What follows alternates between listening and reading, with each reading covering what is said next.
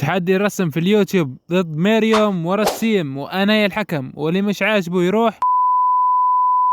اجى على بالي اليوم يعني افتح اليوتيوب واختار 2 رسامين انا بعرفهم وشوف من رسمه احلى يعني، ويعني ان شاء الله ما اكونش يعني ظالم او قاسي في التقييم. راح اعطيكم اصفار يا ولد الله. اوكي خلينا نبدا مع ميريو اول شيء. شعره شوية مش مظبطاه، عشان هو شعره منفوش أكثر أحس، وأنا لا عملته أملس شوي بزيادة. ف بس ما علينا ما علينا.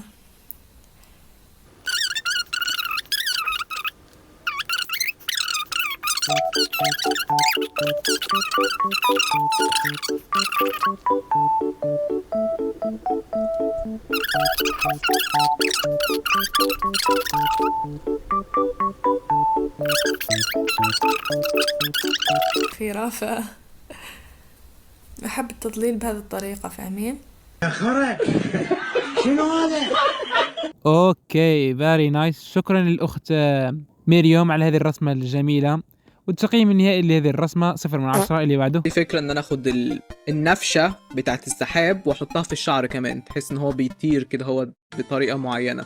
والالوان اللي اخترتها للشخصية كانت الوان سماوية، مجرد ابيض مع لبني. اديتها زي تاتش كده من الاحمرار على الاطراف بتاعت الظلال عشان دوت يحسسني انها ناحية الشمس، عشان الشمس بتدي الاحساس دوت ناحية الظلال في العادي. ودي الصورة النهائية التانية للشخصية بتاعت السحاب. والشخصية التالتة اللي اتبعتت كانت من متأكد، اللي هي بعتت فيها زي غزالة كده هوت. أو مش عارف اسمه ايه الصراحة. هو اسمه بالانجليزي موث، بس بالعربي ما عنديش ادنى فكرة. غزال كبير وخلاص.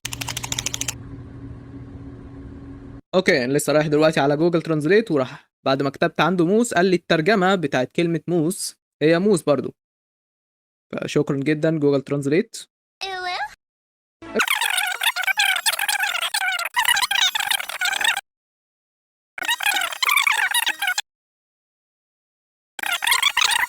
الايد والوضعيه السهله دي كانت برضو خربانه معايا، وقررت ان انا هرسم حاجه كده هو تزغلل عينك وتخليك ما تركزش مع الايد قوي. المهم دي الصوره النهائيه للشخصيه بتاعت الغزال. تقدر تشوف الحب وكميه الاهتمام اللي انا حطيتها في الصوره ديت. يا اخي العزيز، مشاعرك والحب هذه خليها في نحن هنا عايزين رسمة فنية مش حب. اوكي التقييم النهائي للرسامين هذول نعطي ميريوم 10/10، رسمها اسطوري حلو. اما رسيم هذا رسمه صراحة زفت، وايضا حاول يغرينا بالحب ديالو، لهكذا نعطي له -3/10.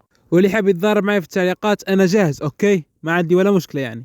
وشيء ثاني يا جماعة، قناة مريم حتلاقوها في الوصف، اشتركوا في قناتها، رسامة محترفة صراحة تستاهل، ستايل تاعها جميل. وما نطول عليكم، السلام عليكم، باي يا زعماء.